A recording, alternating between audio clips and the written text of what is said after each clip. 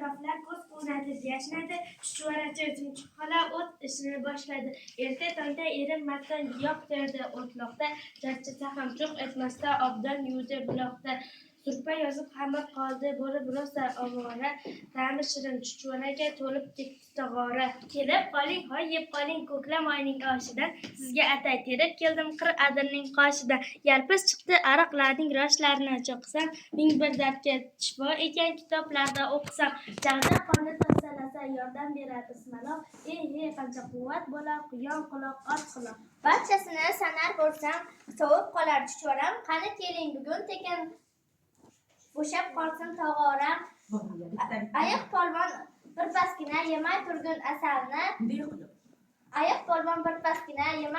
asalni, bu giyohlar asaldan so'r davolayni kasalda.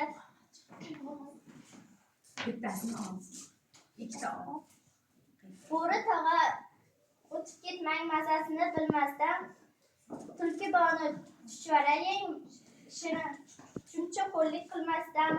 Ayiq qoplon aka yotibsizmi?